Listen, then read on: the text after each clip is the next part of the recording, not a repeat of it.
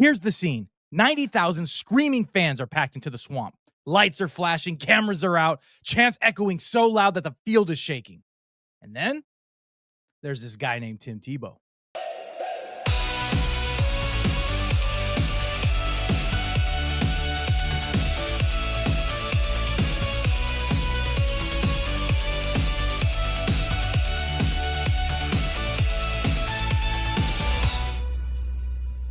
Black eye paint underneath each eye, Bible verses etched across them. Dude is locked in, but he's not so much focused on the game.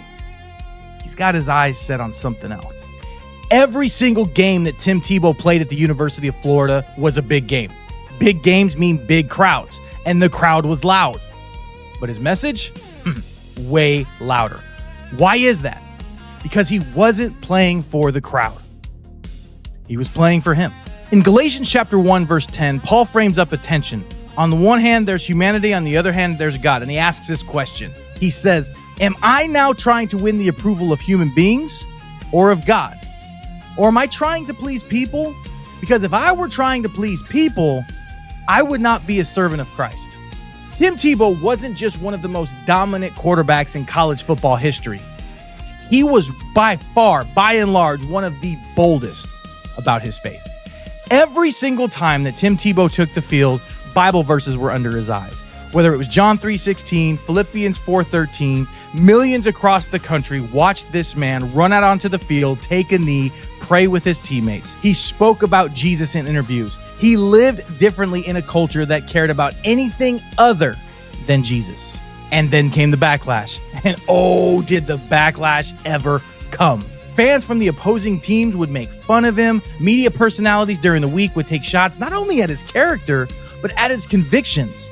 They would say things like, dude, just focus on football.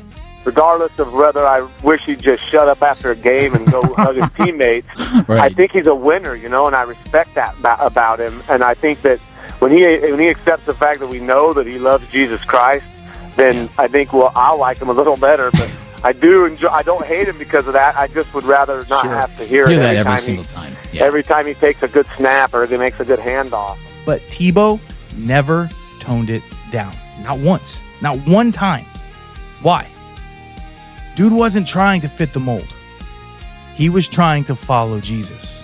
That's the question that Galatians chapter 1, verse 10 confronts. Are you trying to please people or trying to please God?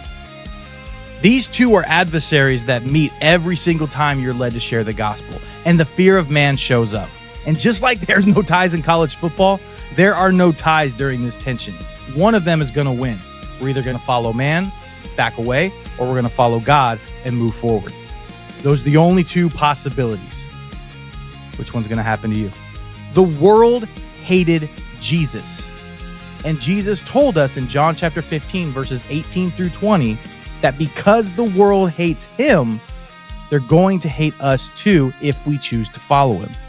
So don't be surprised when the backlash comes. But also don't let the backlash deter you. No one else, and I want you to think about this for a second. No one else on the planet can walk in the calling that God has given you. You are unique. You are a one of one. There are works which God has laid out in advance for you to walk in. You. Not you and other people. You. You are a masterpiece, fine-tuned, uniquely equipped for what is ahead. So this tension shows up, and we have to stop asking, how are people going to react to me doing this? What are people going to think if I do this? And instead, we have to start living from who God says we are. We have to start asking the question, what happens if I don't do this? If God's equipped me and God's positioned me, what does it mean if I don't?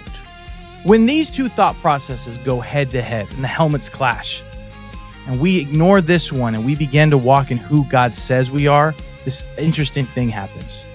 The pressure to convince begins to fall away.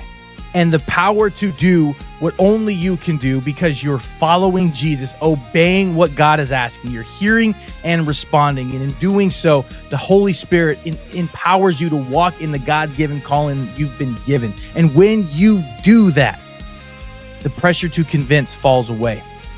And you begin walking in who God created you to be.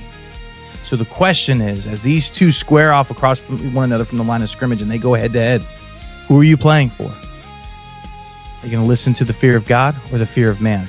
There are no ties. One is going to win. One is going to lose. The result, the winner, the outcome, it's up to you.